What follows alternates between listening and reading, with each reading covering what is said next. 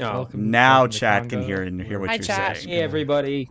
We're just going to do a roundtable today on SG1. That's it. There you The go. Cruise. No Star in-person Trek Adventures, confessions. just SG1. Hi, Apophis was the everybody. best villain. Oh, my lord. Oh, Hi, well- everybody. Welcome. This is Star Trek Kongo, Season 2, Episode 8. I'm ELH, the Game Master, and I only really have two quick announcements before we get into play. The first is that I am actually recruiting for another Star Trek Adventures game, the Kasumi game. That is going to be either Thursdays or Fridays. If you're interested in applying for that, check out my Twitter or come on the Discord and check out the LFG channel. I'm also looking to spin up a Tiamat Dragonborn Evil Party campaign of D&D. That's going to be at a Euro and or C-friendly time on Saturdays. So again, if that interests you, Twitter or Discord, you can find the links there. Other thing I got to say real quick is did just recently put out a novella with the thanks of a certain Lovecraft figure over there. Would recommend checking it out. There is going to be a promotion during July 4th for I think it's through the 4th through the 9th, where it is going to be available for free. And I already put it at the lowest possible cost I could put it on Amazon, so I'd appreciate it if you checked it out and or gave it a review, and that would help tremendously. But with that said, let's go around and have everyone introduce themselves, starting with Mr. Matthew. Hello, everyone. My name is Matthew. I play Captain Lee Tobin, I have to get it in there, an intensely religious Bajoran on his first command. John, Jaro, hot, Seattle. Thanks. Aaron, Canadian, Commander Datig, Tellarite, belligerent. Watney, Doctor, Alal, Denobulan, personable. You're muted, Dag, as is No, tradition. I'm not. I'm not even saying anything. I'm going with 5s, and that's my final answer. Show Survey me says? Mr. Fives. Ooh, survey says, yeah, that's Let's see. it's not going to be good. 5s, X-Borg, Augment, Tactical, Ambivalent. Ambivalent. There you go. SAT word for the day. All right. With that, we're going to go ahead and dive into play. And I believe, Mr. Datig, you have the opening log today, so take it away. First Officer's Log, Stardate 94865.2. The Kongo sensors have detected a region of space notable for an abundance of Beta-Tachyons. While natural tachyons are rare and often encountered in small quantities, the beta allotrope is far more rare. Should they prove to be naturally occurring, this will be another first in the Kongo's mission of discovery, though I suspect we'll find an artificial wellspring from which they flow. Our new resident, Eta, is proving to be a force of absolute chaos. She possesses the combined knowledge of the Kongo's scientific and cultural databases and a great deal of latent intelligence. However, she has none of the wisdom, decorum, tact, or restraint that comes with the decades of social interaction the rest of us take for granted. She repeatedly insults me for no other reason than because Tellarites. And sometimes I wonder if she absorbed the cultural database or merely read the introduction, and not very well at that. Nonetheless, she's formed a bond with Lieutenant Fives, perhaps on the basis of their former servitude to powers indifferent to their personal autonomy. I'll have to ask him about that. Meanwhile, Captain Lee, Lieutenant Fives, and myself have begun a sort of cultural exchange of our own. The captain's interest in philosophy and his clear mental inferiority to his wife has prompted me to bridge that nigh insurmountable gap by introducing him to Jilok Bev's seminal philosophical works on argumentative life affirmation. It is truly a testament to the healing powers of obstinacy and a hostile disposition. Captain Lee, in turn, has provided Mr. Fives with a published collection of Captain Benjamin Sisko's letters to the Vedic Assembly. They paint a candid picture of the man the Bajorans call emissary, and I suspect I understand the reasoning behind that selection. In the meantime, Fives has gifted me with a child's picture book. Though I admit I'm intrigued to see if this arachnoid human in oddly colored undergarments can beat this belligerent six or whatever they're called. But as these relationships advance, there is a notable absence. Dr. Allel. I've rarely seen her outside the course of our mutual duties for almost 3 weeks now, and I wonder sometimes if there is something amiss. I've thought at times about approaching her as the XO, but that seemed too impersonal. Then I thought about approaching her as a friend, but then that seemed too personal. There must be some middle ground. I miss our talks. End log. Very nice, and you may have a momentum for making me break character during that opening log. So we're actually going to start on the bridge, and to set the scene here, currently Jaro and Dantig, you all are currently on duty. Ensign Prin is there as well, and Ensign Rowan, either Allel or Fives if you guys want to take it, otherwise I'll take Rowan. But you all are currently searching for the source of all these Beta-Tachyons, and you just haven't found a really kind of a rhyme or reason to them, but for there to be so many, there has to be something out here, right? Mr. Jaro, can we recalibrate the lateral sensor array to scan for antiprotons? Maybe the tachyons are a byproduct of something and not indicative on their own. Yeah, sure, because that's going to work the third time we've done it. Okay. You know full well that this is the first time I've asked you that. I'd appreciate it if you stopped being such a smart mouth on the bridge. Yeah. Okay. We'll take care of it. Still, as jokes go, I give that a B double plus A double minus. Oh, well, thank you. Coming from you, that means absolutely nothing. As it should. And Rowan kind of leans over to Ensign Prin. Is it just me, or is the commander in like a really, really good mood? He never really responds to jokes before now.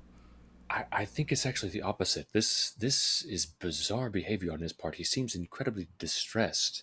I mean, when he's happy, he's arguing. You think it's Ida? You think it's because of Ida? I don't know. I don't really pay attention to other people very much because they're of lesser importance than I am. But, I mean, it's just odd. And Rowan kind of motions at her upper lip. You got a little something just right here. Right here. I'm going to take that as some form of setup for a joke. So instead of moving to touch it, I'm going to go look at my reflection in this panel over here. And he will try to make the panel reflective and look down and see if there's anything on his face. There is. It's your own hubris. It doesn't even make any sense. Hubris is not a tangible object that can be expressed on one's face. I mean, patience. Speaking of, Ensign Rowan. I didn't get a chance to thank you for broadcasting my acceptance of my promotion to the rest of the crew without my permission or consent or don't know what you're talking about, sir. La la la la la la. Can't hear you. Having difficulties hearing you. Going through a tunnel. Breaking up. Mr. Jaro, do we have any plasma conduits that need scrubbing? By hand, preferably? Actually, we are full up. We're fine. We were able to do that with all the maintenance work we've been doing recently. So sorry.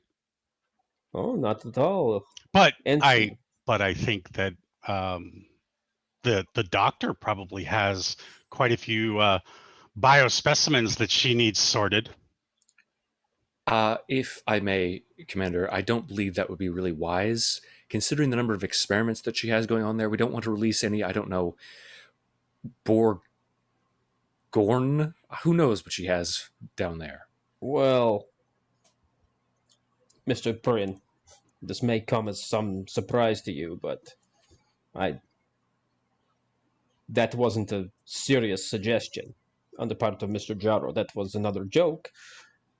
Pretty good one. Are you feeling all right, Commander? I ask only because I'm concerned for my own safety, as you are currently in command of the ship, and I don't want you to imperil my life.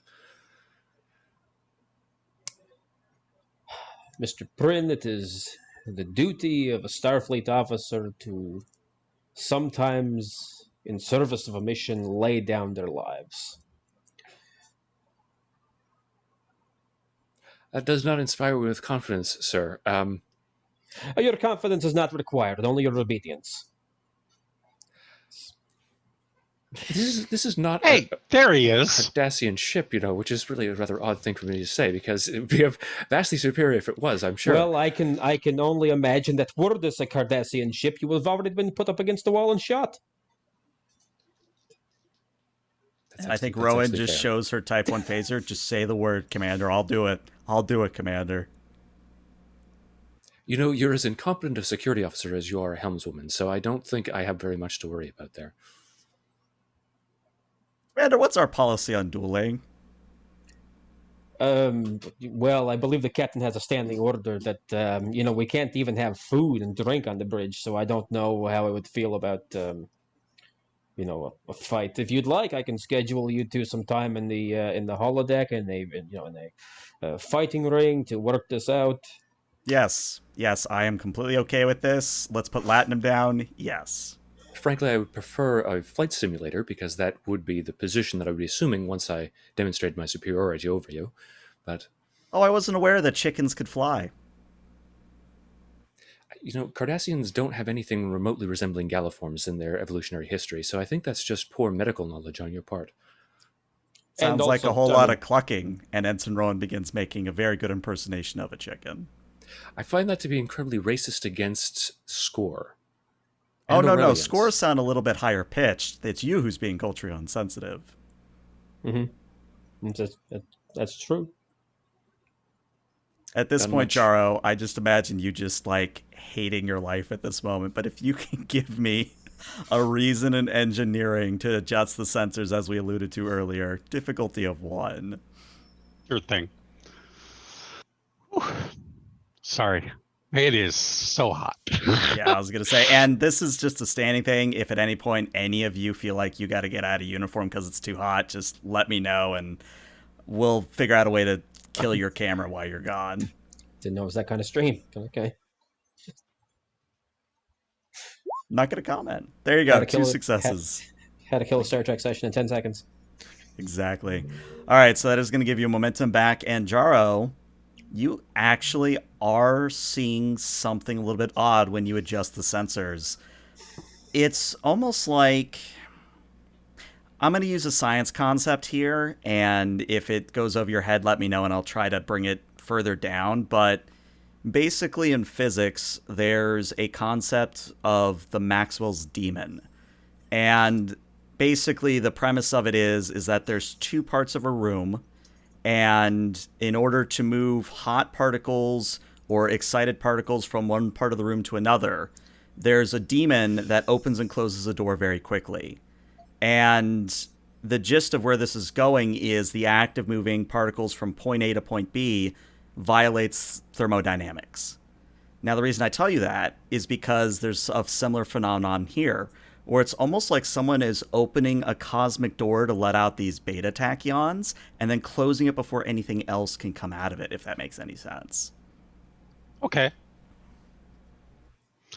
So, Commander, it appears that, well, the particles are coming out of a one-way doggy door. So, I mean, the doggy door, yes. It's an apt metaphor, although a little imprecise. I mean, what are we talking about here, Lieutenant? Is this a particle fountain? Is it a white hole? I think we're going to have to move in a little bit closer. Can you give me a gravitational reading? Are we going to be able to move at impulse or thrusters normally? Is there any danger to the ship or the crew? I mean, I know beta-tachyons are harmless, but Well, you know, I would actually suggest we lower shields as we get closer, but that's a completely different story. for what reason? Just the way that the way that the particles interact with the shielding systems. You're referring, of course, to the beta-tachyons' ability to bolster Federation shields Correct. under the proper circumstances, of course. Very well.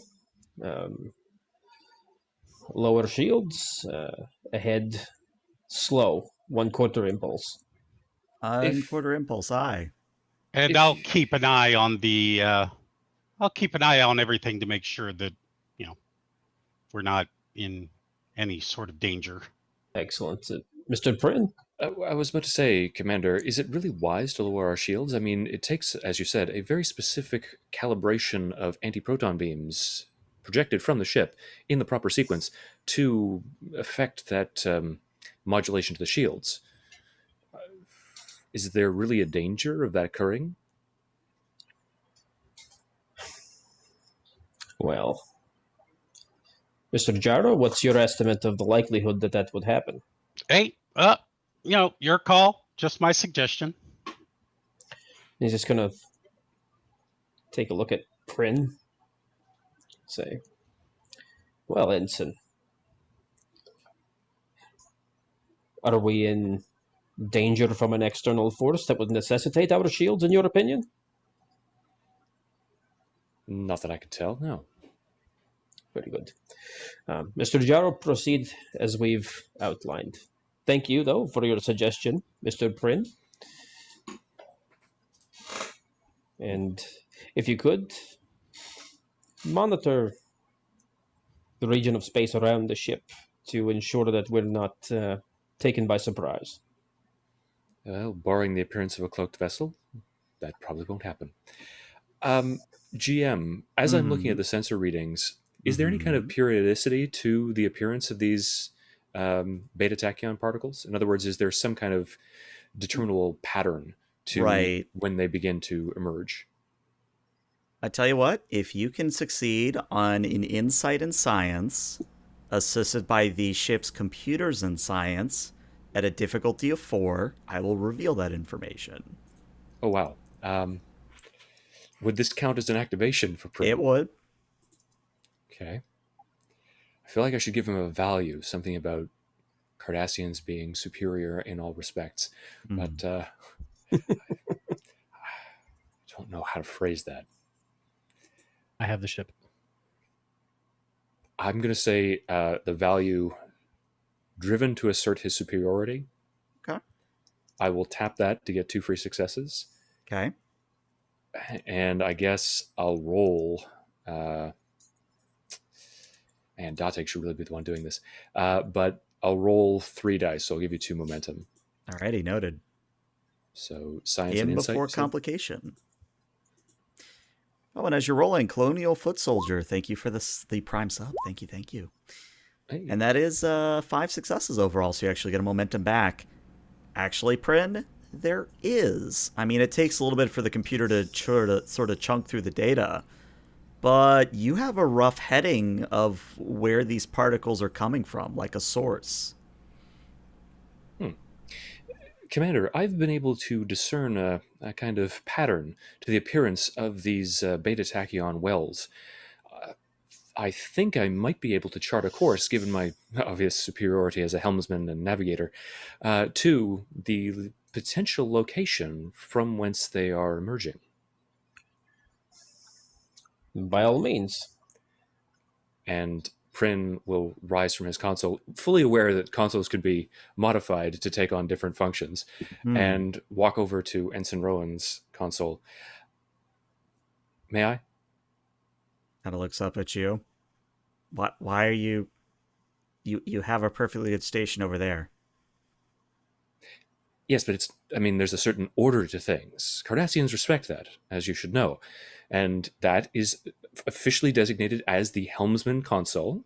So it is only appropriate for me to set course using the helmsman's console. He's trying to make a point, Ensign. I get it. And I think she is just going to awkwardly stare at you, and that's where we're going to change scenes because I want to leave it ambiguous whether or not Rowan gets up from her chair. But we're now going to go down to sickbay, where Alel Fives, you all are discussing Fives' well-being ever since the whole cortical node situation, and I'm going to let you two go at it. Alel is likely standing in front of him while he's sitting on a biobed, would you say? Mm-hmm. She reaches over to like a tray of sorts and pulls a neurocortical monitor out. Do you mind if I... Oh, yeah. Go ahead. Thank you. And she'll like place it on his neck, then kind of click it on. Yeah. So like I said, like the last 2 days, I've been feeling a little bit of, I don't know, it's not really painful, but it's a pressure back there. And I'm a little worried. So yeah, just want to make sure that everything's okay in there. It could be that the medication your dose is too high. After all, we're trying to wean you off of your suppressants. That is a side effect of that. So, Well, that's actually good news then. yeah, it means we can lower your dose. Hey, that's awesome. That's like more freedom from the control of the nanites.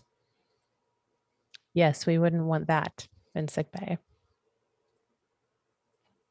Yeah, definitely not here. Got all those experiments. Who knows what that could do? How are you feeling otherwise? Mostly fine. I really want to thank you for acting quickly, relocating my shoulder after that fight at DSO. Oh, yes. That, yeah, no, everything's good there. Rotator cuff, everything, but I didn't get a chance to thank you. Well, I really should probably get back to that Cation couple about that Platinum bar. Wait, did you bet on that? I wasn't the only one. Wait, who? I mean, you just got a promotion, so maybe I shouldn't. It's fine. How's your shoulder feeling now, though? No, Back to it's great. normal? It's great. There's a bi-radial clamp in there that when you realigned it, everything just fit back together like a puzzle piece.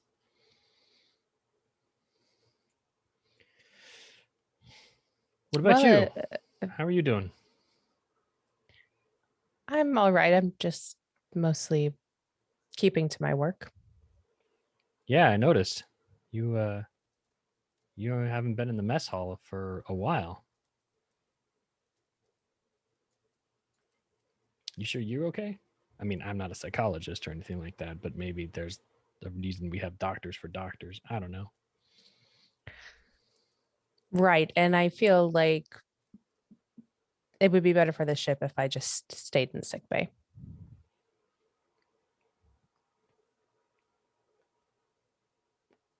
I really want to pry, but I'll respect that. But I'm going to be thinking about that. Well, I don't believe my professional opinion is trustworthy to the bridge crew. Wait, why? What happened? Well, in Ida's case, it was at first concerning to me that the team on site was so willing to jump to the destruction of that pod. And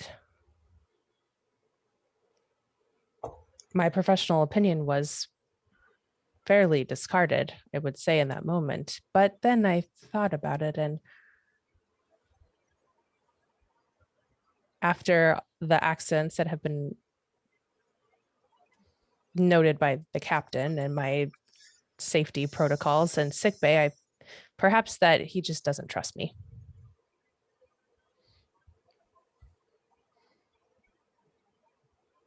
I trust you, and I don't think Captain Lee is one to completely dismiss the entirety of someone's experience just based on one decision. We all throw our ideas out to Captain Lee, and he just picks the one that he wants to go with.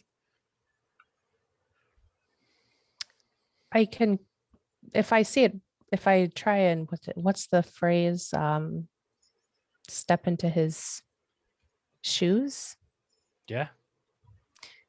If I do that, I can understand his trepidation of my word after the pattern of my behavior.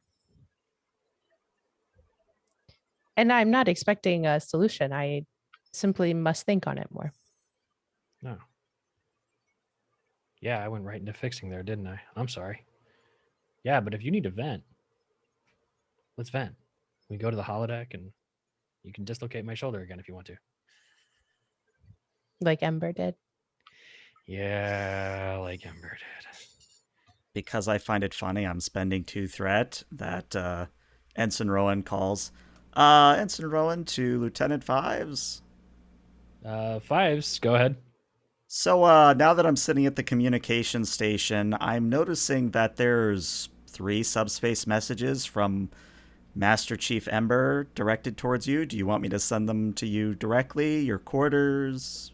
Cue them up in my quarters channel, please. Thanks. I'm not going to pry, but what the hell are you sending back and forth? That's a lot of data. Oh, we're just we are planning our rematch. Oh. I'll put a bar of latinum on you. Thanks. You have a bar of latinum? 6, actually. Wow. What are you doing? I will catch up with you later. Five's out. As your doctor, Fives, I can't medically allow you to rematch Ember. Actually, it's not a rematch. I mean, we're gonna hang out, but we're not gonna fight. Oh. But ever since then, I have like this reputation I need to uphold. I guess I'm working on mine. Well, you're all good in my book, Doc. And I'm a bridge officer, so that comes with some oomph. Thank you. And please don't tell anyone, not to sound like a juvenile, but I wasn't planning on talking about this with you. Cross my 3rd power cell, hope to die. Thank you. Looks like your scan's finished here. Let's see. Yep, coming back normal. I'll reduce your dose this time, and when you come back next week, we'll keep that progress going. Awesome. Thanks, Doc. You're the best. Chief. And with that, I think we're going to actually postpone the Captain Lee scene with Ida because I think we're actually pushing towards a solution quicker than I thought. So let's actually go back to the bridge. So back on the bridge, Rowan actually has moved stations, much to her annoyance.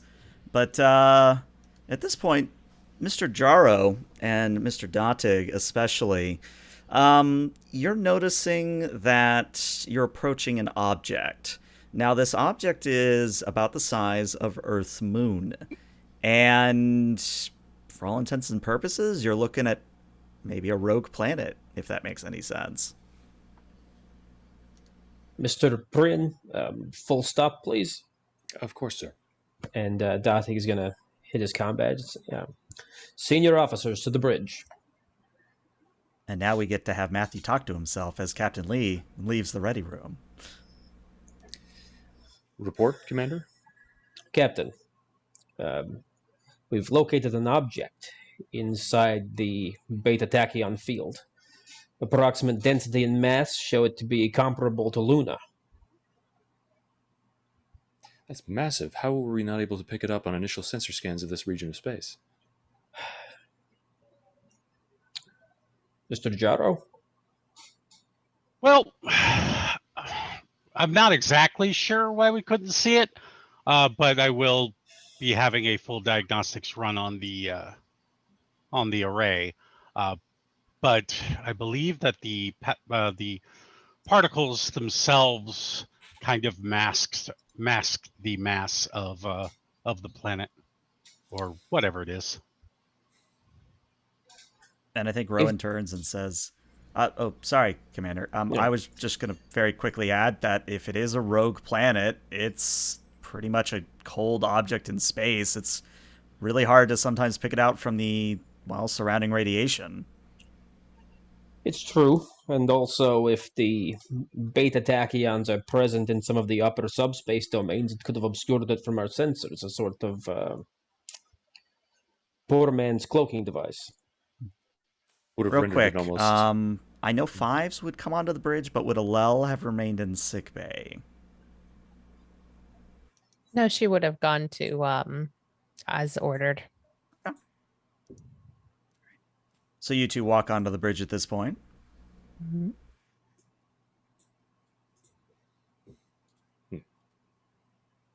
Doctor, good to see you. Thank you, Lieutenant. And I think that after assuming the command chair and displacing Datig to the science station, Lee would look towards Ensign Prin, cock his head, look back at Ensign Rowan. Commander Datig, has there been some kind of change in the duty roster? A little cross-training, sir. Very good. Then, Ensign Prin, please put us into a standard orbit above the object. Commander Datig, prepare a full sensor scan of the rogue planetoid. I'd like to have your permission, Captain, to launch a Class 5 probe. At your discretion, Commander.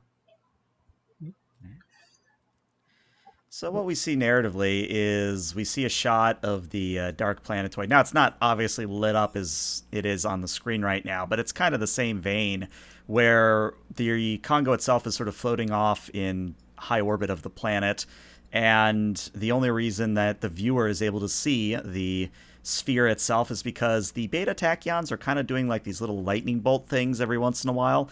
Harmless to the ship, but it's really the kind of the only illumination that you're getting from the planet right now. However, if you would wish to scan the planet, I am going to need a reason science assisted by the ship's sensors science, a difficulty of 3 after accounting for your advanced sensor suites. Okay.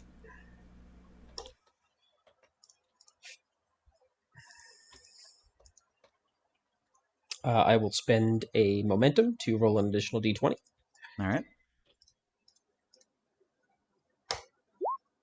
Now that's already 4 successes. Good start. Let's hope the ship doesn't...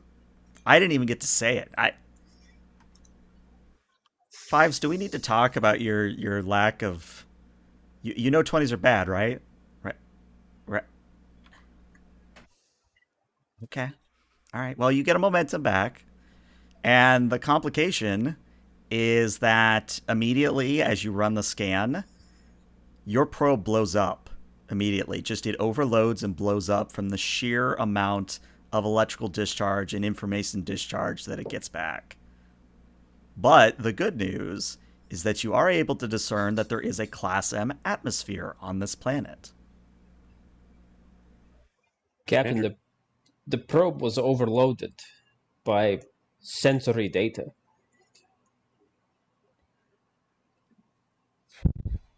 How is that even possible? What would we be picking up? Transmissions of some kind? What were the last pieces of information that you were able to retrieve from the probe before it was destroyed? The final information as it attempted to achieve orbit was that this rogue planetoid has a Class M atmosphere.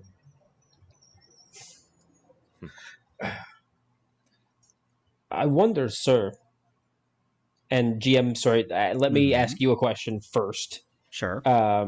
Since I rolled as a science officer on the science station, so I'd like to ask a question. So normal tachyons exist at... They can exist naturally at faster than light speeds. Correct. Can beta-tachyons do the same? I would say as a subspec, that's not as... How to put this? They kind of break the rules, is how I would put it. Right. So sometimes they follow the rules, but other times it's like the rules don't even exist.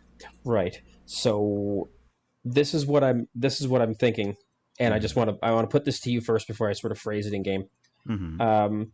Tachyons and the sort of tachyon eddies are what the ancient Bajorans used to achieve basically warp travel without warp drive. Light sailing, centuries. Yeah. This beta-tachyon field is massive. Could we potentially be looking at a planet that's used as a superluminal vehicle? You can't hear it, but I'm actually clapping because that's sort of the big reveal. You figured it out. Okay. So, yeah, I think we'll just sort of posit this, just pretend it's in his cranky voice.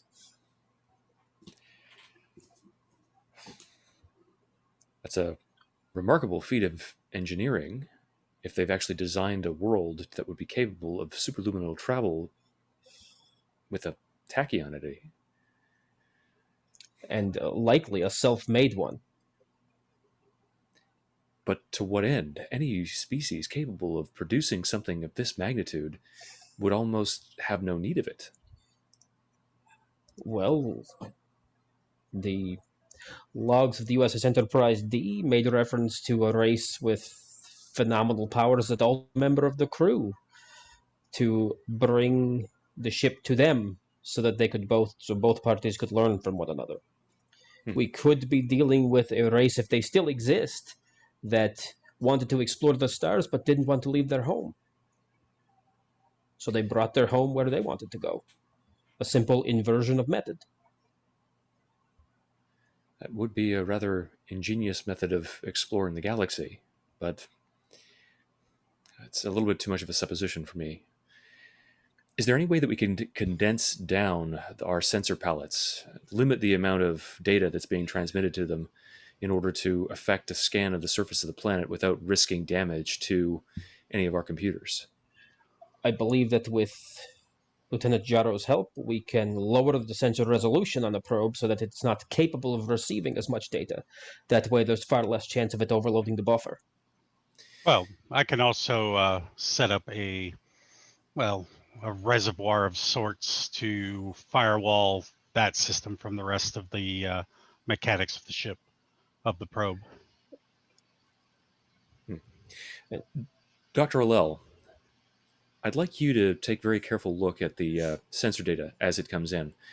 If you can learn anything about the xenobiographical nature of the planet, biological nature of the life forms on this planet, I think it would be of great help to us. Aye, sir. I will run an analysis for you. All right. Very good. Let's do Alel first here. Alel, if you want to roll me a reason and medicine, the ship will assist you with a computers and medicine. Let's make this a difficulty of 2. Okay. I'm going to spend a momentum. Okay. And I have xenobiology. Is that not good enough? Would definitely work as a focus. Okay. You said reason medicine? Computers medicine for the ship. Nice. And that's already 4 successes. So that's already 2 momentum. Really good. Though if Dag rolls another complication, I mean, Did somebody else want to take it? You got Computers- this. I think you computers should. medicine? I think this is your redemption. Yeah.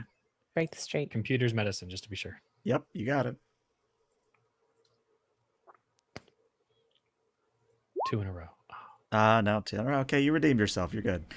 All right, so with 5 successes, getting you back 3 momentum, Dr. Alel, I am actually going to give you access to a handout prematurely, because the rest of the crew isn't going to be able to see this, but you specifically looking at the data, you will see this. So there should be a handout entitled Rogue Planet Creatures, and that is what you are seeing. Okay. I see a picture. Yep, should just be the picture. And so that's what I'm seeing Mm-hmm. on the sensors. Okay. Yep. She pauses Mm-hmm. for a prolonged period of time, almost uncomfortably long. Surely this is, sir, maybe you'd better have a look at this. And Lee will actually rise from his command chair and walk over to the doctor's station. What is it, Alel? With the sensors calibrated in this way, it appears that there are perhaps some kind of energy life form in the atmosphere. And I think Lee will take a look at the sensor readouts. Can you put this on screen so the entire bridge crew can see it? She keys it in. And now everybody can see it, hopefully. Yep, show to players. Is that button broken? It might be broken. All right, hold on. No, I think we all see it. Okay. Oh, I know what it is. It's not showing up for the stream because I didn't push that button. There we go. So, the creatures you're seeing on screen are pretty much somewhere between biological and energy-based.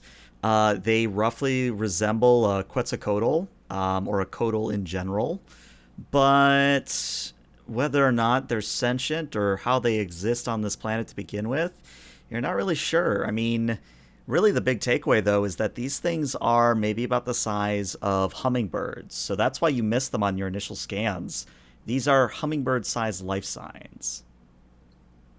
Alel would like to run like an audio scan, like see if there's any sounds emanating from the atmosphere. So it's interesting that you did that, because I honestly didn't think anybody would, but I planned anyway. So what you hear is akin to opera music, but it's not any opera music you've ever heard. It's sort of a combination between Klingon, human, Bajoran. Hell, there's even a little bit of Cardassian in there too. Suffice to say, it is a uniquely alien experience that plays over the bridge's speakers. But it's not like white noise, and it's not unpleasant. It's just different. Oh, so it's playing on the bridge? Yes. Okay. So she'll make sure it's audible enough for everyone to hear. Is this an auditory representation of localized emissions from the creatures? Are they actually communicating with one another? This is visible on the sonic frequency, sir. I find it incredibly strange. I'm detecting something from, I think it's remarkably similar to Torat's Third Symphony. There's almost an amalgamation of music from all of the races who are represented here. Could they be responding to us in some way?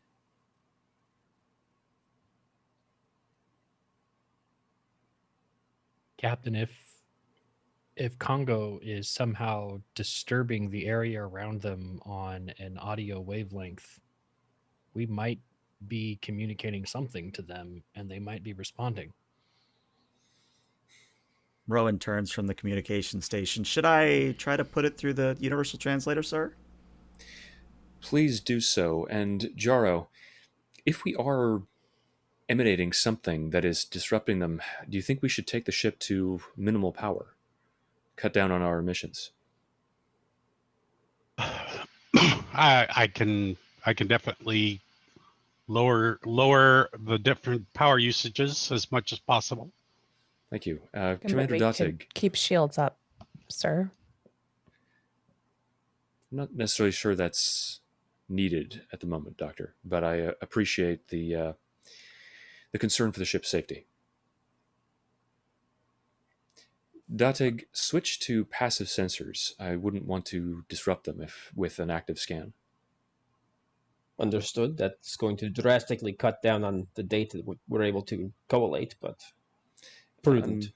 I'm aware of that, Commander, but better to err on the side of caution. So let's go to Lieutenant Jaro for this one. So, Mr. Jaro, you have an option here of two different style of tasks here. You can either do a control engineering at a difficulty of 2, and what that would do is it would essentially reduce the Kongo's current available power to 2, as in you would have 2 power for anything involving engines, shields, firing weapons, etc., etc. Or what you can do is you can do an insight in engineering at a difficulty of 3, and you can try to see how to reduce the noise you're putting out, if that makes any sense. Yeah, we're going to go with the noise reduction. Okay.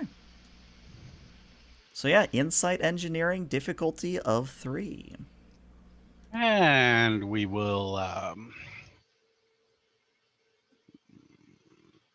You do have 4 Yeah, momentum. we're going to go ahead and use determination. Okay. With engineering is my new home. All right. And we're also going to spend, 2 momentum per third die at that point? You got it. All right, there we go.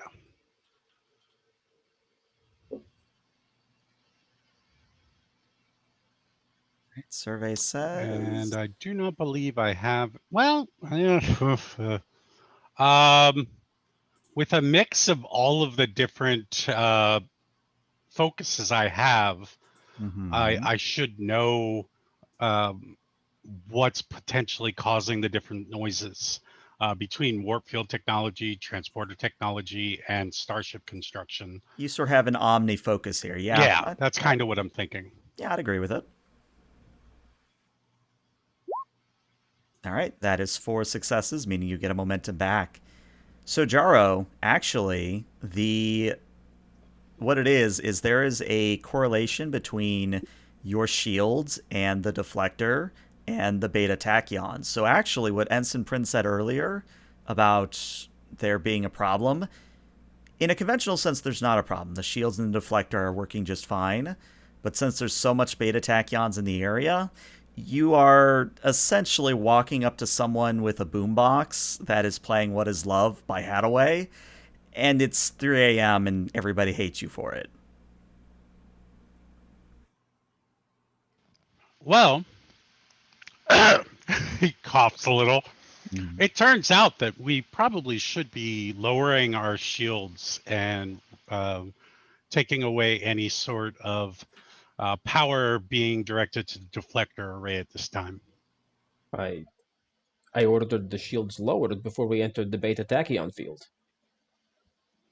Right, but also the deflector array.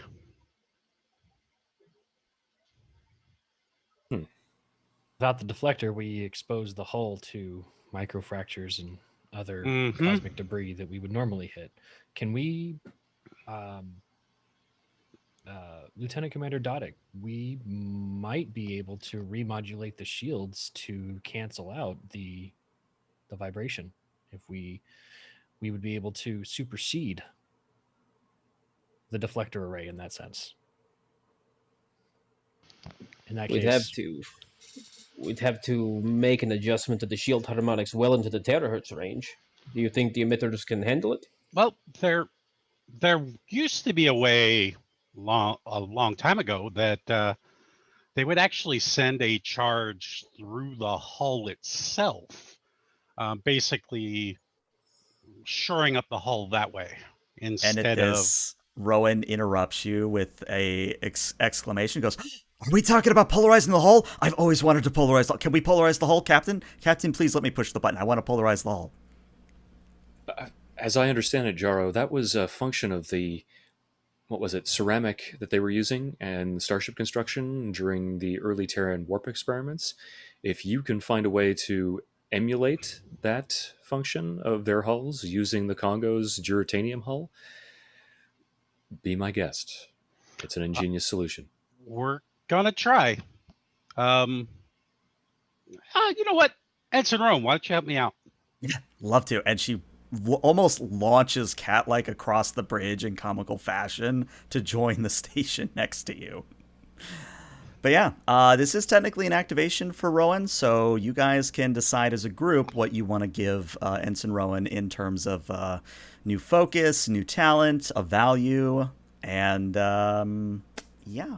You could also increase her attribute or a discipline by 1.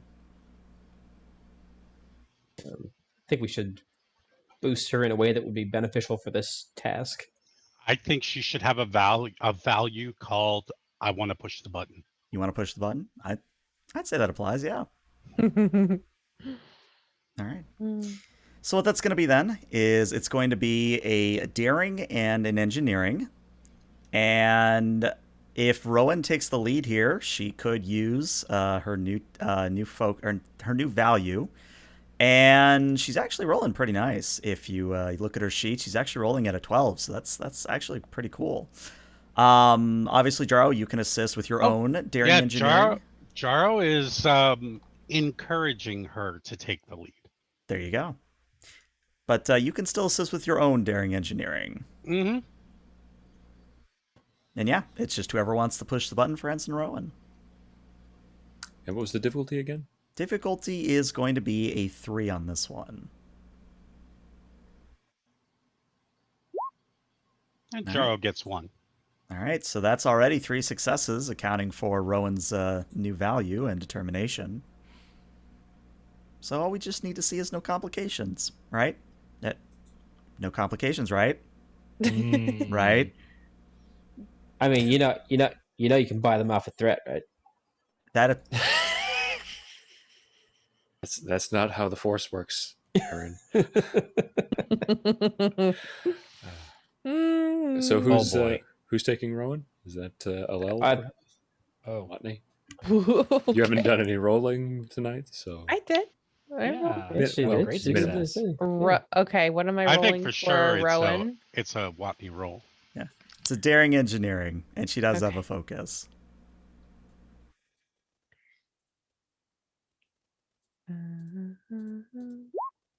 There you go. That is a total of 4 successes. Okay. So, yeah, I think Rowan almost surprises you, Jaro. Like, she must have been either a big hobbyist that did this just because it's a hobby, or she actually put thought ahead of time into how you would do this for the Kongo, because this should have taken an hour easy. She does it in 10 minutes. We have polarization, sir. excellent work, Lieutenant. Oh, yeah, Rowan took the lead. Then my apologies. Excellent work, Ensign. Well, you're welcome. I just really wanted to push the button. I will make a note of that. Doctor, you wanted to add something, I believe? So she would have been monitoring the movement of the creatures to see if it changed at all, and if there's a pattern to it, or if they're individualized, or if they're not moving at all. She's just looking to observe. All right. Well, with somebody actually taking that initiative there, what you do notice is that the moment you switch over from shields and deflectors to polarization of the hull, the noise changes. It stops being an opera. It's still an amalgamation of multiple cultures. But the difference here is that now it's more of a, and I'm going to get my musical terms here mixed up, but I believe it's more of a sonnet, something a little bit more somber, something a little bit lower tempo. Whereas with the opera, it's maybe more of a higher pitched, or maybe more of sort of a classical performance, if you will. This is more of just somebody singing 80s rock ballad. There you go. That's a good way to put it. Sir, the change in our system seems to have induced well, you can hear it. She makes sure it's turned up. I wonder,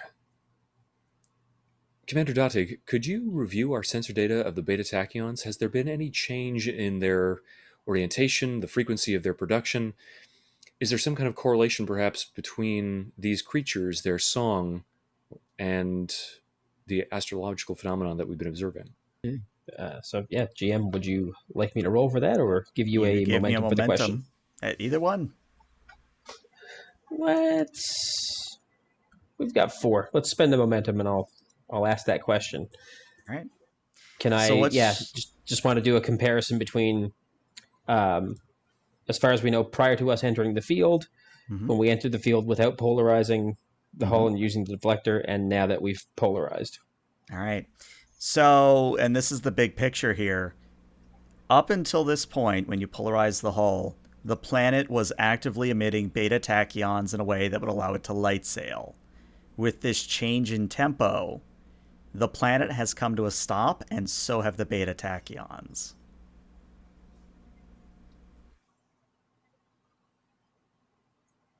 Sir, we're Yes, Lieutenant? definitely looking at a first contact situation here, and well, pretty sure I can get us down there if we want. That may be slightly premature. I wouldn't want that to appear to be some kind of hostile or invasive action, Lieutenant. Is there any way that we can run this amalgamation of various different musics through the universal translator, extrapolating, I don't know, the mathematical nature of music, the tempo, the particular combinations, and comparing it against our cultural database? We can write an algorithm that would look at all those salient factors.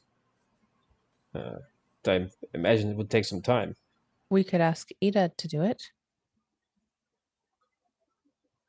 She does have remarkably impressive computational powers. If she'd be willing to help us, I'm sure that, well, Dr. Dottig, it would be up to you. I have no objection.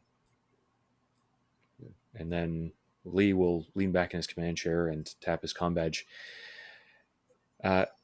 Etta, would you please report to the bridge? Turbo lift door opens, and Ida immediately steps out. I had a sense I would be needed. Are you still monitoring our computer databanks and communications? Only in critical areas. I think we're going to have a brief conversation about that, Ida, but that's probably something that can wait until later. If you're aware of our situation, then you are probably also aware of the fact that we would like you to assist Commander Datig in attempting to establish communications with this race. Huh. Well, I can actually do this, and almost in a Q-like fashion, but to be clear, she is not a Q, but she just kind of snaps her fingers like that was the case. And the song changes to something completely different, to actual words. The difference here is it's not actually a single person talking. It's almost like if you are on the streets of a very busy city. So I don't think anyone's ever been in New York City proper, but I could be wrong. But it's one of those things where if you were to walk You're down wrong. the streets of New York City, you'd hear construction noises, you'd hear tens of thousands of different conversations, all of it overlapping and forming a cacophony. But as you start to hear all this and you maybe start to pick out bits and pieces, Ida explains, from what I can tell, they call it the Great Song. They travel about the stars, adding other songs to the Great Song. It's something similar to the Changeling's Great Link, if you will.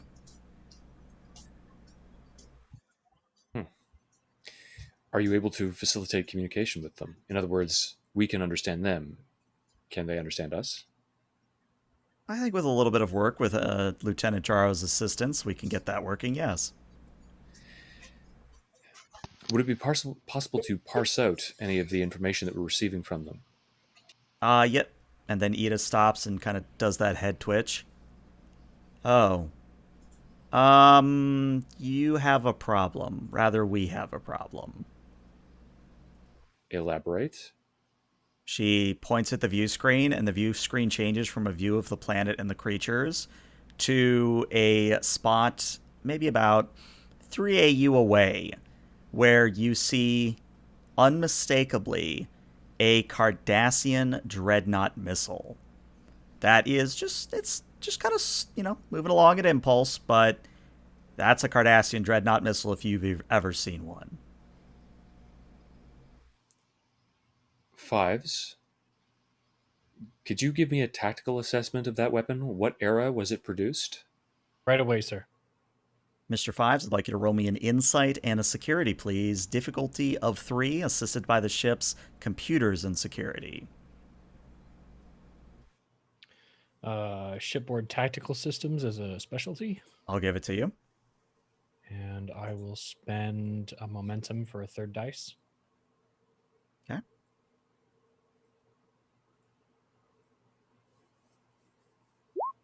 All right, there's your 3 already. So whoever wants to do computer security from the ship, just don't roll complication.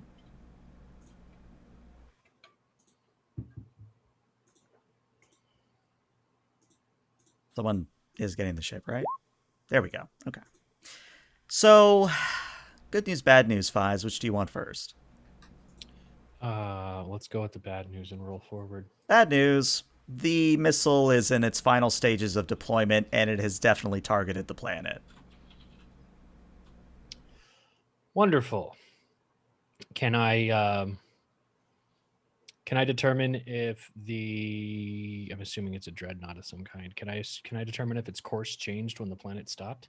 Yes, and that is actually the good news, is that when the planet stopped, what you can extrapolate is the missile was just kind of flying out into space, not really targeting anything. But when the planet stopped and the missile detected it, it retargeted towards the planet. And based on these sensor readings, does it match any known configuration for the weapon type? It is a classical Cardassian missile that would have been used during the Cardassian War. It's the same sort of missile that B'Elanna Torres more or less dealt with on Voyager. And this missile is, and this is just me out of game, it's a weapon of mass destruction, right? Oh yeah, that thing could easily blow up the planet. Great. Tactical assessment, Mr. Fives, considering weapons advancements over the last 40 years, despite the armament on one of those missiles, would we be able to stop it? Well, it's 3 AU away. Assuming it doesn't kick up its speed, we have a little bit of time to figure it out. These things weren't around in the era of quantum torpedoes, but I also can't be sure that any detonation wouldn't damage or disrupt the life forms out there. We would need to be much further away.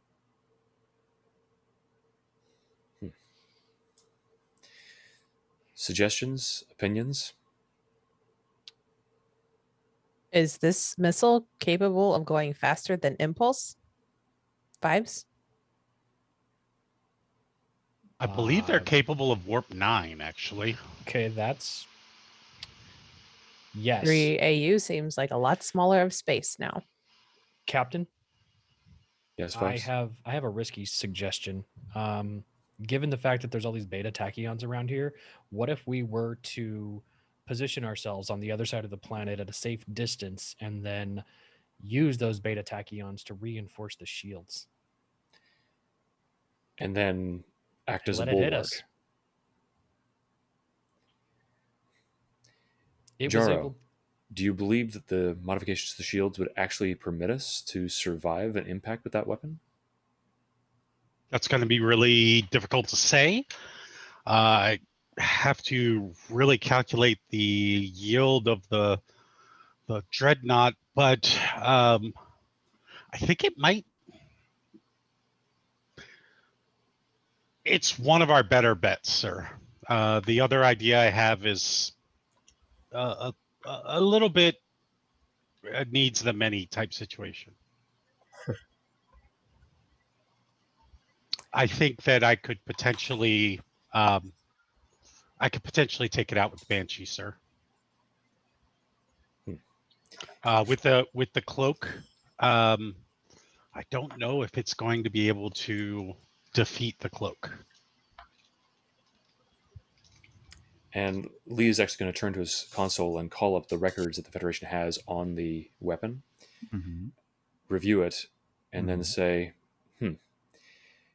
it seems that one of these weapons was defeated by a, then Maquis terrorist, B'Elanna Torres. She was able to infiltrate the weapon and reprogram it. if we have the Banshee and its phase cloaking capabilities, you might be able to do the same thing, as on our end, we try to affect Five's plan as a failsafe or backup. Yeah, we could definitely try that. Yeah, let me do you see. think- He pulls up some schematics of what they have for these these dreadnoughts. Mhm. Is there an area within that the Banshee could materialize? So the Banshee's not going to fit inside. The missile, for comparison, is, if I have the distances in my mind correctly, the missile is about the size of a Nova class, I think. It's either a Nova class or a little bit smaller, which in comparison to the Congo is a little bit smaller. They're a scale 3. So there is no space in this missile for like a shuttle bay or for a shuttle to fit in, but there is a supposedly walkable space that you could move about in an EV suit.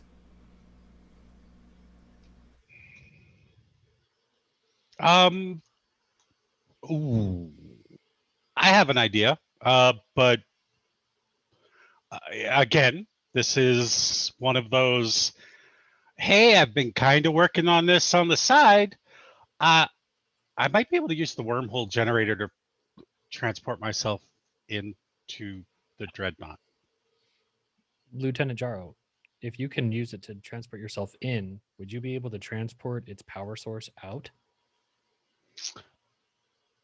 It'd be, well, we'd have to get in, and then locate the power source to be able to get a definitive lock on it with the transport enhancer. But yeah, that's possible. And then we could just pull its power source out completely, and then we could have one of these to, well, I don't know how much we want to examine a weapon of this nature, but I mean, there is that possibility. I'm spending 2 threat that you now have 2.5 AU to make a decision. Captain, the old schematics say this thing has a magnesium core. We might be able to use sensor readings from the Banshee to enhance our ability to disable it. I still think we should be between it and the ship just in case we run out of time. Agreed. Commander Datig, begin to make preparations to use the Beta-Tachyons.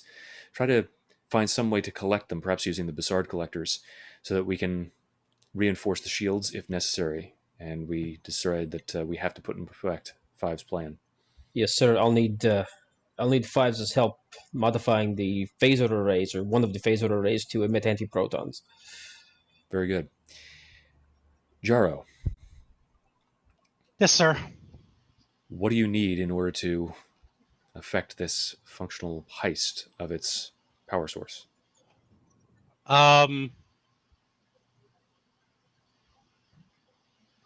Prayer. Uh, but all I really need is, well, I'm going to get an EV suit, a couple of transport enhancers, and somebody skilled in transporter technology. Somebody really good. Because, I mean, I could do the transporter piece, but then somebody else would have to go in and set everything up. And, you know, this is my idea. So, you know, I think it's my risk to take. But Ensign I mean, if Rowan there's just very carefully raises a hand. I'll do it. If you'll forgive me, Ensign, I don't think that you're the most qualified individual to affect this part of the plan. Captain, I think your rating with materialization systems is the highest compared to Lieutenant Jaro. Yeah, I mean, yeah, I have no problem putting my faith in you, sir. That leaves only one member of the crew. Doctor? You would be in command then. Aye, Secret sir. cheer. I trust you to make the best decisions to preserve the lives of those on this ship and on the planet as the rest of us begin to affect our plans. Any questions, concerns, comments? And then you're dismissed.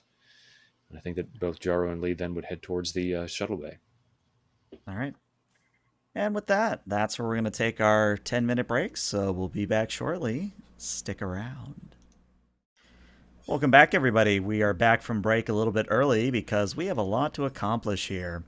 So if you're just tuning in, the players have more or less encountered a rogue planet in the middle of a Beta-Tachyon field, and the players have discovered that not only is there a great song that is being produced by the creatures of the rogue planet, that the entire planet is indeed a giant light sail style craft, which is all, well and good, if it weren't for the fact that a rogue Cardassian missile from the Cardassian War is now targeting the planet. So, where we're going to cut to first is we are going to go to the Kongo's transporter room, where Captain Lee and Lieutenant Jaro are more or less doing the last-minute preparations to attempt to beam Jaro into the Dreadnought. Well, Jaro, I've narrowed the annular confinement beam, and I've attempted to recycle the transporter buffer, so you should experience a slightly rougher but quicker transport. From what I understand, these vessels have artificial intelligences installed aboard them, so you can expect it to try to interfere with you. Oh yeah, I'm bringing Type 3 with me as well as the pattern enhancers. I don't expect this to be, I'm not expecting this to be a Ryza type situation. And GM, if possible, would Lee have been able to replicate or secure from sickbay a subcutaneous transponder? So basically a transport enhancer that can be injected underneath the skin? What I would say is that based on the fact you're taking pattern enhancers, a Type 3, and this new item, if you give me all of your momentum, yes. Well, to get the Type 3 phaser and the transporter enhancers, technically we do have to pay, I think, 2 momentum. So we're getting that pretty much for free. Mm-hmm. I assume we're all okay with that? Yeah, sure. Yeah. Then after he's finished working on the console, Lee will take out a hypo spray, walk up to the transporter pad.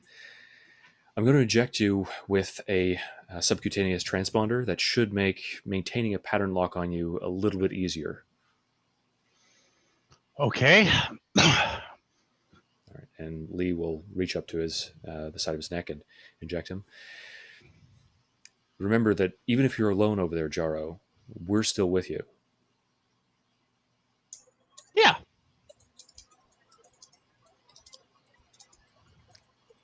You've pulled off a lot of cockamamie schemes in your day. You'll make it through this one just fine, too.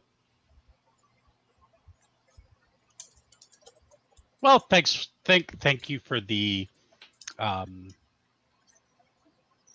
confidence. Yeah, that's the word I was going for. It was also partially an insult, Lieutenant, but if you want to take it purely as a compliment and encouragement, be my guest. Well, okay. Let's go. I guess there's no time like the present. Lee would return to the console without saying anything else. Oh, hey, if I don't come back, purge my browser history. I don't know what that means, Lieutenant. It's just an old Earth saying. You are coming back, though. Don't worry. All right, and with that, Lee is just going to activate the transporter. All right, so now is where you probably wanted to keep some momentum because, let me break it down. The transporter task to get from point A to point B from this transporter pad to the Cardassian missile, after all factors have been accounted for, it is a difficulty of 6.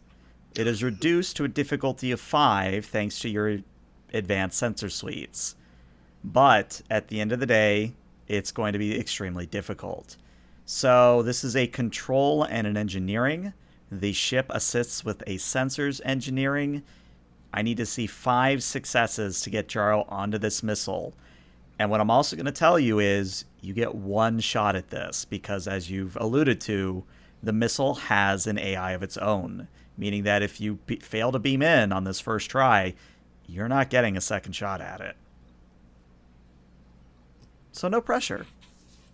Okay, I have no talents that would be of assistance to us here. Any suggestions from the other players as to how we can metagame this? Because all I've got is determination and threat.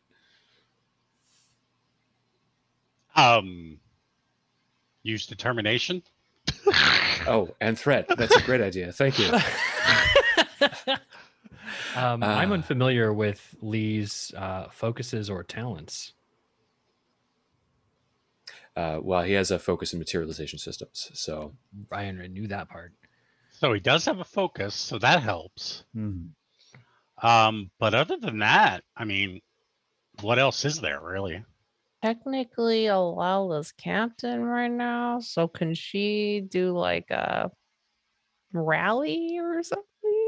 I mean, a rally is something, but I'm going to need Alel to give an actual good speech on the bridge. Ooh. In addition to that, can we Yes. not make use of our micro wormhole generator? Oh, no, this is accounting with the micro wormhole generator. Oh, okay. Shush, speech. Sorry. Rather than give a speech, I think she would open the speakers up and sing a song from Denobula Okay. to add a song into the great song. What are you singing? Give us a little sample. Lullaby. A lullaby, okay. Ya creep makam arumreta uchi bangalu marit sutval marit ban sutval.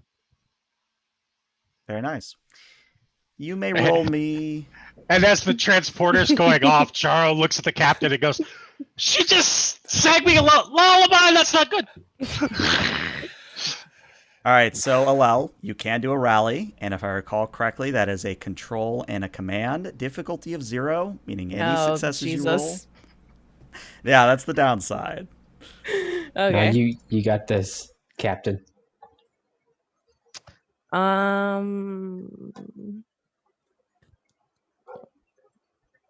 Emergency medicine? No, Alternative lullabies. medicine? No. Okay. Escape and avoidance, because No. Jaro wants to avoid No. he wants to avoid being stuck on the No. Okay, hey, there you go. There's 2 momentum. There you go. Okay. I'm not sure how to frame this mechanically, but or I guess mechanically I understand it, but I guess narratively, is there a way that we could create an advantage to lower the difficulty of this to a 4 by spending those 2 momentum? Perhaps, let's say, Lee is going to create an advantage spending those 2 momentum by cross-referencing the data that he has regarding the way in which Bolana Torres circumvented the security systems on board the original missile, both in her transport in and out of it, the first time when she was Maquis and with Starship Voyager. So drawing upon the experience of her records of the security systems on board these vessels. I'll allow it, but the complication range would go up. Okay. So I'll spend those 2 momentum to lower it to difficulty 4. Okay. Spend my determination. A captain is a father to his crew because he's motivated in this moment because of the way in which he attempted to inspire Jaro and assure him that, almost like as a father figure standing as the captain, he will do his best to keep him safe. And I'll give you 2 threat to roll 3 dice. Okay. Complication range on this is 17 to 20, just so you know. And if someone could get the ship, it is sensors engineering for the ship.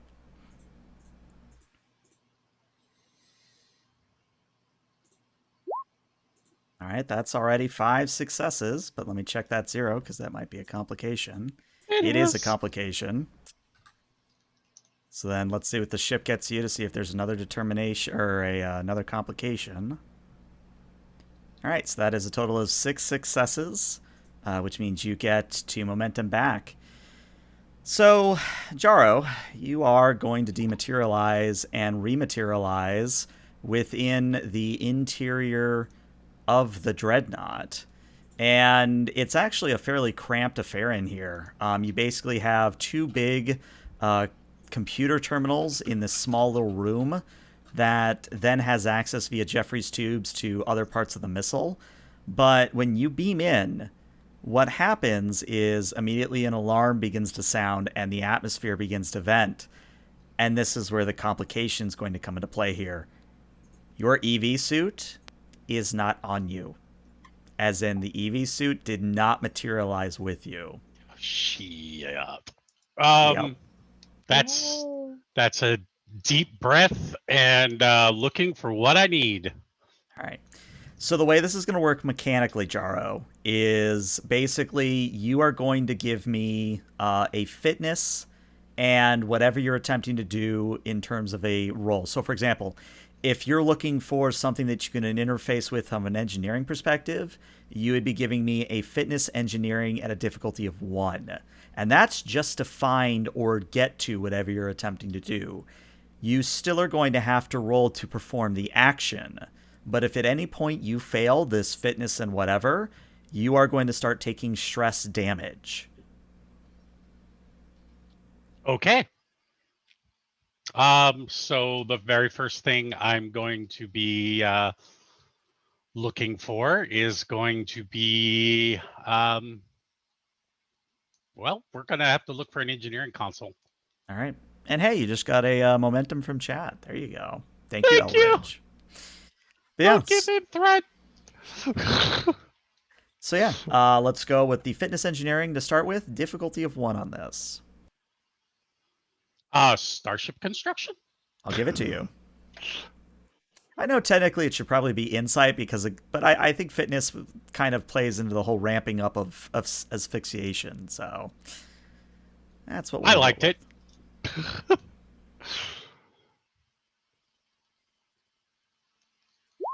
No, right. There's the one. You do indeed find an engineering console. Now, it is Cardassian style, so I hope you have been trained on such a device.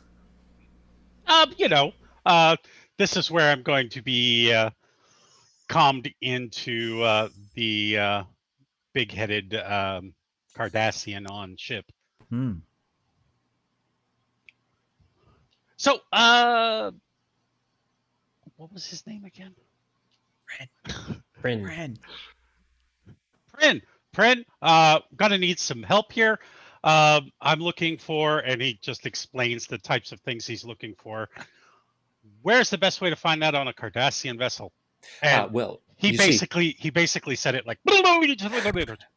Well, you see, Cardassian vessels are organized in an eminently reasonable fashion.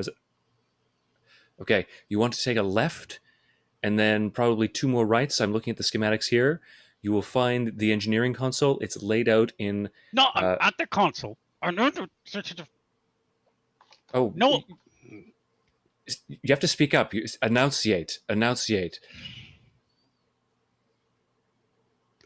Jaro's going to start looking through, and he is going to attempt to stream an image.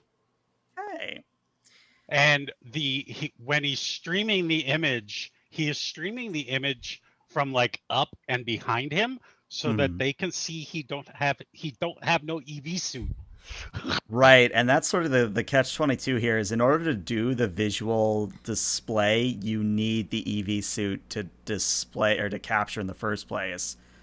I'm just trying to think how we do this in a roll. You can either give me 2 momentum to create the advantage that you have some form of a device that could be used in lieu of the transmitter in an EV suit, or you can attempt a daring engineering at a difficulty of 2 to cobble together something from spare parts lying around the missile. Daring engineering, and I'm going to also utilize pieces from my phaser. Okay, noted. Actually, don't you have jury rigging as a talent? Yes, I do. In that case, can't you just like blow up your phaser and there you go? There you go. So he creates it and puts it together. Mm-hmm. And basically what it will end up showing is, think of it, it looks kind of like Matrix vision. Mm-hmm. It's got like the like the rough outlines of everything. It almost looks like an echo cast of the inside of the ship. There you go. Why did you take off your environmental suit? He flips off the camera and looks at the camera and basically says, mouths, "Where is this juncture that I need?" It's in the panel right behind you. Just remove that, crawl through the tube for about 3 meters. You'll find it right there. Jaro gives a thumbs up and crawls in. All right. The act of crawling in is now a fitness engineering difficulty of 2. Hey, look at that. I'm even going to give you a momentum so I can roll another die. All right. And no, I do not have a focus that even comes close to this. Could have joined Jana on those excursions. Oh, rock there climbing you on the go. holodeck. There you go. I There's your 2 did, successes. obviously. Yeah. So you get into the Jeffries tubes, and it is hot. It is humid. There's barely any O2 left in the atmosphere at this point, but you're So- soldiering on all the same. I can relate. Seattle. Literally Seattle right now. But yeah, now that you're in the Jeffries tube, what are you looking to do particularly here? He is looking for a way to lock on to either lock onto the power system so that it can be beamed out, Mm-hmm. or to disable the vessel completely. Well, you're not going to get the second, but I'll give the first to you free, but it's going to come with a complication. Mm-hmm. So the complication is, yeah, you see where the power source for this missile is. The problem is it's shielded, and you're kind of in a Beta-Tachyon atmosphere, so that shield is kind of buffed up, if you get my meaning, and you just kind of cannibalized your only phaser, so yeah.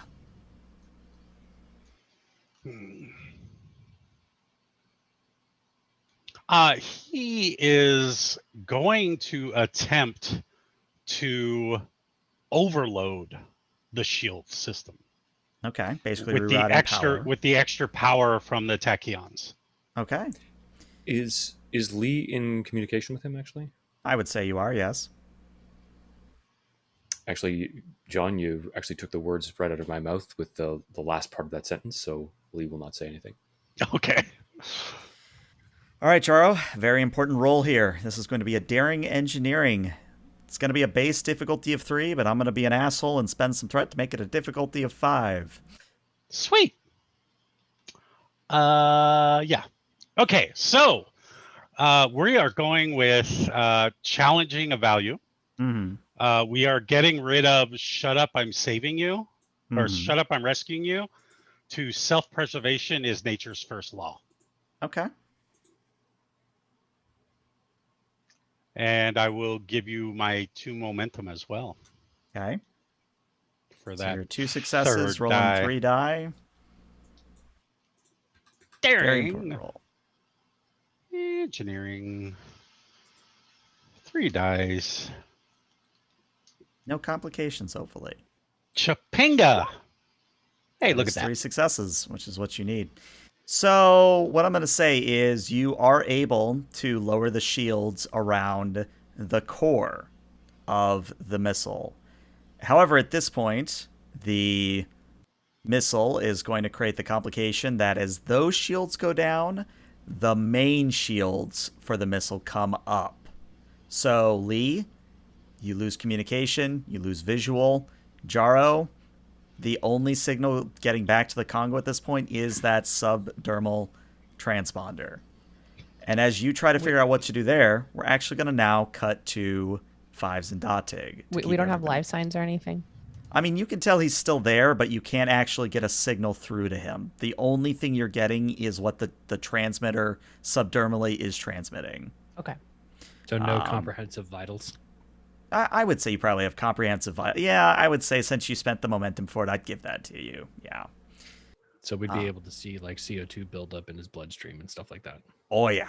Oh yeah. And there's going to be a moment where Alel's going to have to make a call as captain. But before we get to that, we're going to go to one of the labs in Kongo's mission pod, where currently Datig and Fives, you all are working on getting the shield array and the shield emitters working in such a way that you can both sort of be, well, hit by a missile.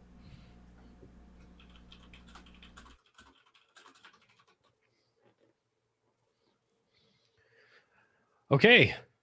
I think I've reconfigured the flux capacitors to be able to handle the load.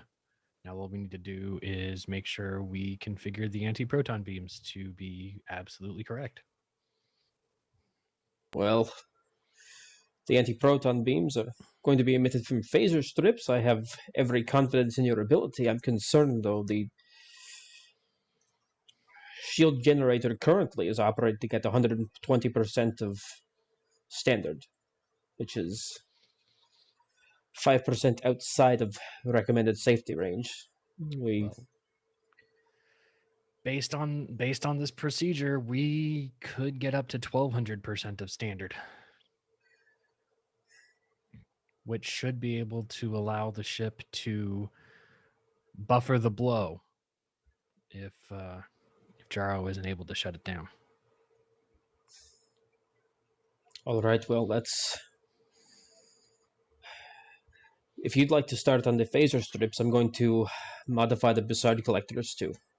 Yes, sir. Computer, reroute phaser control to the main display here in engineering.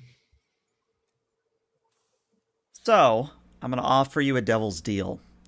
The first option is you all can perform a daring and engineering or a daring and a security at a difficulty of 5. You may assist one another. And if you succeed, you basically are able to boost the shields far, far above their normal capacity. The devil deal is that you only roll a difficulty of 3, but you sacrifice the talent of independent phaser supplies that currently is part of the Kongo. And what that would mean is you would essentially be firing phasers at 2 power until you go back to DSO and get it fixed.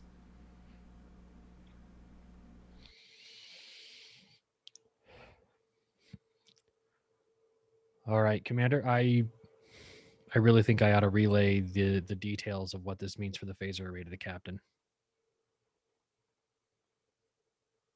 Proceed. Or at least keep Dr. Alel in the loop. Fives to bridge. Doc, are you there? Go ahead. I think we've got a pretty good solution here. The only thing is we should probably hope we don't get in any entanglements before we get back to DSO, because there's a very low chance I'm going to knock out the entire phaser array, and a very high chance that we're going to be throwing fakes out of the phasers if we don't blow out the whole array. GM or Captain Lee? Where is Captain Lee right now? Transporter room. Okay, she'll kind of like daisy chain her comm to Captain Lee because he's not like out of commission or anything. I'm actually going to spend 2 threat to create the complication that Lee has turned off his comm badge so that he can focus on making sure Jaro makes it out. So this is purely an Alel call. He's literally reading a philosophy book at the transporter pad. So the options are, if she's talking back to, damn it, why isn't this thing working? What's the other option? I don't think we have an option, Captain. If Fives isn't able, or Fives, I'm Fives. If Jaro isn't able to disable the dreadnought, we're gonna need to do this. This was more informative than requesting. If we have no choice. Aye. Proceeding with the phaser sequence on your command.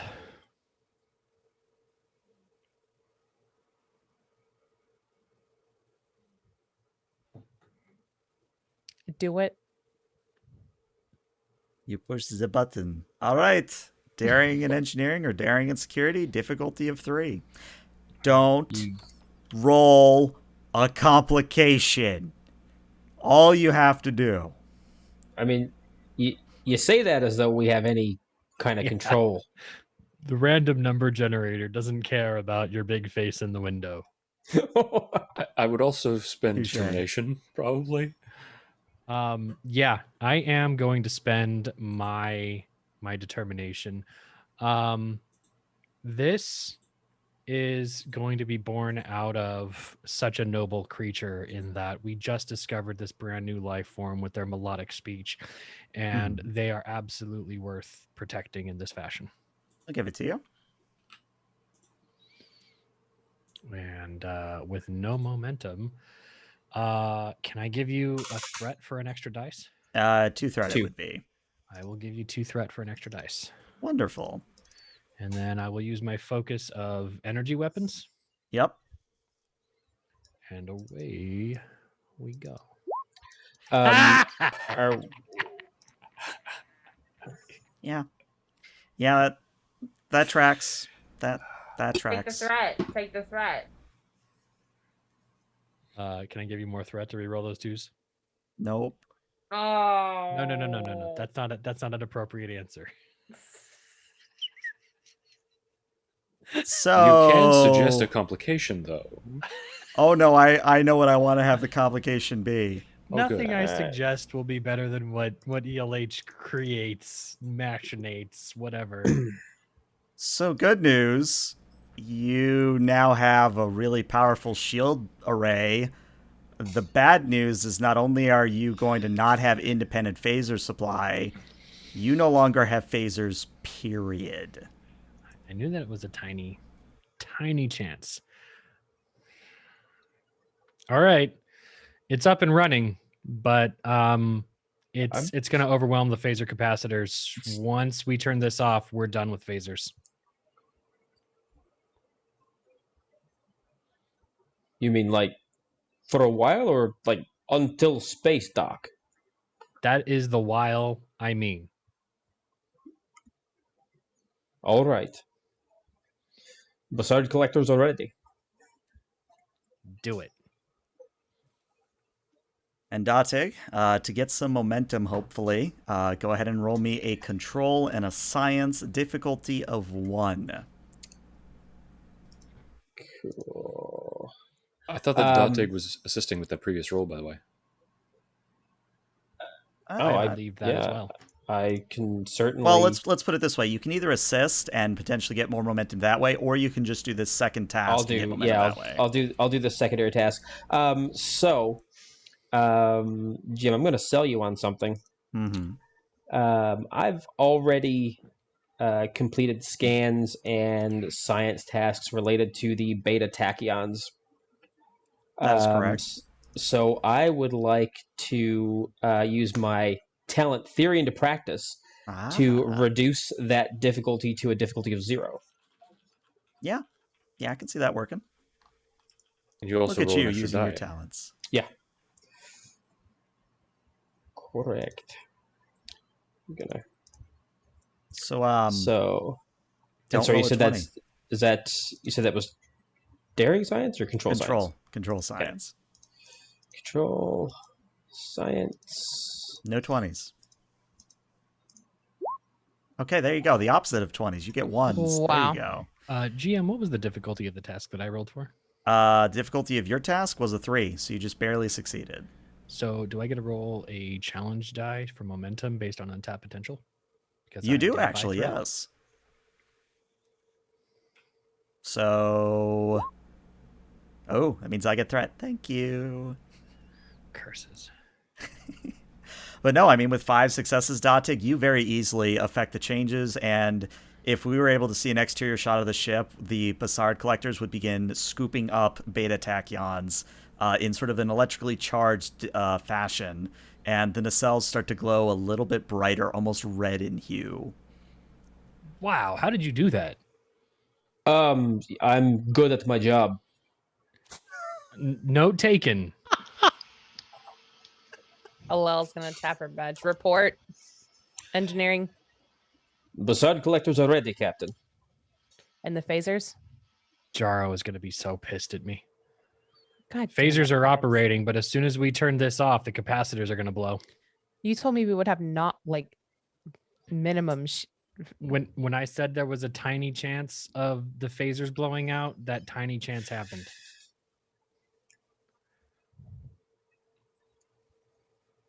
Meanwhile, back on the missile. Can we get? Anyway, she's gonna argue with them. Go ahead. Jaro is going to try to quote unquote jury rig the core into a bomb. I mean, it's a missile. It already is a bomb. He wants to blow it up from within. I'm a little confused. I mean, they do that already. Yeah, I was gonna say they already. No, he wants to take the power supply and basically explode it where it lies. You want to unbomb. Yeah, I want to explode. I want to explode the explodey thing before it explodes in the thing we don't want it to explode in. You want it to explode because you want to, not because it wants to. Correct. Okay. I do not want the bomb to fulfill its chosen destiny. Instead, I wish to give it a new destiny of exploding sooner. Okay, you are aware though that you would be caught in the explosion if there's any complications. Yes. He's definitely hoping that people are monitoring him and making sure things are working. But this is something he's kind of decided that he has to do. I just want to be sure before we engage in anything that could kill a character for nothing that we can be doing. Oh, this disclaimer! I don't like that. This disclaimer, please. Yeah, and Alel is. I'm just gonna point out we have 5 momentum. That is the thing here. So. I think this is advantage. A very. You can burn 2 to create an advantage, and then burn 3 for the roll. What other options are there? First of all, any other options? Are there any other options? What do we do, Captain? She's on an island on the bridge. She can't talk to him. That's true. Yeah. I don't believe anyone can talk to him, right? Yeah, nobody can talk to Jaro, right? Well, there is one person, but I prefer not to use that option unless like 5 complications get rolled. All right, so here's what it is, Jaro. If you want to pull this off, it's a daring engineering. It's a difficulty of 5. The complication range is maxed. If you roll one complication, you still have the chance of getting out. If you roll 2 complications, you pretty much have to be either so close that Lee pulling you out is a difficulty of 5, or you're going to come out with a major injury, if at all. 3 or more complications, only active Q saves you. Okay. Yeah. So one thing that Jaro is going to do before, right before he does the final thing to make it do what he wants it to do, he is going to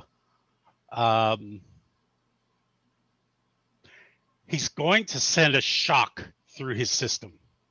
Okay. So that it basically triggers that he's in trouble and needs to be beamed out right away. Okay. What I would say is that if you spend 2 momentum to create that advantage, the pulling you out task will be only a difficulty of 4. All right. Fine.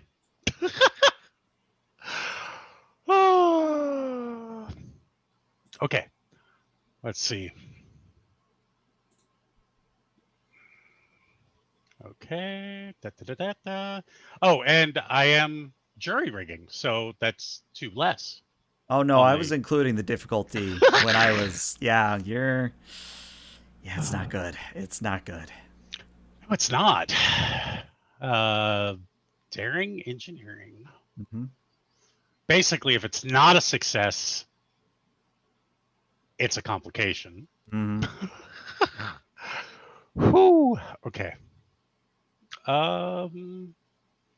Let's see. Do I want more dice or create an advantage to lower the difficulty? Create an advantage to lower the difficulty. Okay. So we're going to use two of the Momentum. momentums. Yeah, that's a thing. To create an advantage that there is a minor design flaw that he can exploit. Yeah. With your knowledge of starship construction, I think that works. Okay. And then he is going to give you 2 threat and the momentum to roll 4 dice. All right. And so I need to see 4 successes here. And we've got daring, engineering, 4 dice. Hey, look, I have a focus. Oh, look go. at that. No complications whatsoever. That is a grand total of 5 successes. We got a momentum. You do get the 1 momentum. So that's the good news, Jaro. The bomb starts exploding. Now it falls on Captain Lee to make a very important beam out. So it's a difficulty of 4, since you did spend the advantage. It is going to be a control engineering. It will be assisted by the ship's sensors engineering. If you want Jaro to come out on this first beam out, you have to get me 4 successes. Now you're still going to have a chance to beam him out later down the road, but let's just say the next time he's going to have to pass a fitness and engineering of 3 to stay conscious. So basically, the longer you continue to fail, the worse it gets. No pressure, of course. If I choose that the shock I sent to my system was actually to cause an injury, would that lower the difficulty? I think the only thing it would do is it would make it easier for me to permanently injure you. So I'd recommend maybe not doing that. Okay. Can we go ahead? Go ahead. Okay. Since the dreadnought is getting closer and closer to the ship, can we say that the sensor resolution is greater and the beam out is maybe slightly easier? Give me a momentum and a threat. We'll lower it to a 3. I would like to consult with my shipmates. You know where I'm voting. I mean, I feel like this is the last roll in the game, so sure, have a momentum and a threat. Then, Matthew, you can just do a threat dump to get some extra dice on this roll too. So, it's cute. You think this is the last roll, but go ahead, give me more threat. Threat goes away at the end of the game, right? Oh, it does. Yeah. It does reset. No, what it is that threat just doesn't exist. It's you don't even think about it. He's got as much threat as he wants to have any particular time. I like that he sounds like Prin when he says that too. There's no such thing as threat. I'm a Cardassian. Cup overfloweth. Threat can't hurt me. What I'm going to try to sell you on here, ALH, is that Lee is going to examine the sensor data that is coming across from the dreadnought and see the core destabilizing. And he's then going to look down at the panel, examining the sensor scans of the planet, recognizing that this entire situation has been brought about because in their attempt to establish communication with these people, they caused the planet to stall out in this location. And if they had waited, if they had been a little bit more prudent and scanned the area, they would have been able to avoid this entire situation. And I'm going to challenge my value. The prophets created this universe to explore regardless of the cost. And I'm going to replace that with, I think, something like sometimes the cost is too high, as he thinks about the potential loss of Jaro. I like it. And then I'm going to spend that determination to get 2 free successes. And I will roll control and engineering.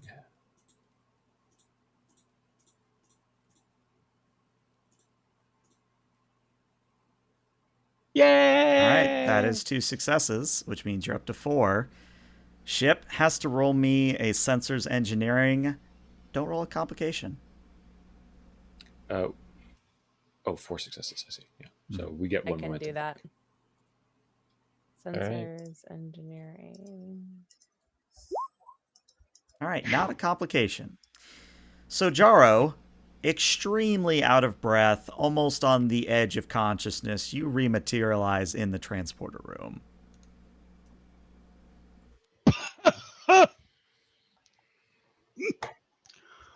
It's gonna blow. And Lee will tap his comm badge. Lead a bridge. Put some distance between us and the missile. It's going to go up. Aye, sir. All right. So And now Fives comes has an now all comes your hands. choice.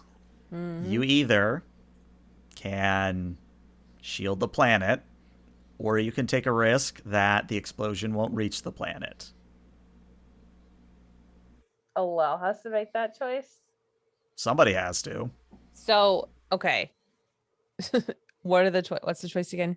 Choice is you stay where you are, you shield the planet with your boosted shields, or you take the risk that the planet will be fine with the missile exploding where it is currently. The positive to that is that you wouldn't burn out your phasers doing it that way. Oh, shield the planet. Shield the planet? All right. Lose the phasers, right? That's the trade-off. That's the trade-off. Yep. Mhm. I completely agree. Jesus. And I the nice thing is it's going to be less difficult to shield from the explosion than it would be from the actual missile. So Indeed. Fives has a PA throughout the ship tracking the impact time. All right. T So this is -5. where all that lovely threat you gave me, I now get to use. The base of the missile is 16 challenge dice. It's a lot. You're at a distance. That comes down to 10 challenge dice. I have a lot of threat. I'm going to make it 16 again. So this is Vicious 1 and Piercing 2. Oh, well. So just so you know. We do have the jacked up shield, so. You do have the jacked up shields. All right, so What that is a lot. Hold on. That is 16, 17, 18, 19, 20, 21, 22, piercing of 2, 4, 6, 8, 10, 12, 14. Wow. That would blow up I'm pretty sure that would put a big dent in a Borg cube. Note to self, don't throw missiles at Borg cubes. So here's what's going to happen from a narrative standpoint, and this is actually going to put us on a very good ending. The Kongo is situated between the planet and the missile, and the missile begins to explode at a distance, but still such that when it explodes in an antimatter cascading fashion, the shockwave washes over the Kongo, and the Kongo, positioned and boosted such as it is, deflects most of the explosion so that it does not hit the planet. However, all across the ships, bulkheads blow out, consoles explode, the ship rocks violently, injuries are coming in from every single deck, and what happens is main power dies, and the final shot is the Kongo plummeting towards the planet. And that's where we're going to end today's session because I'm an asshole.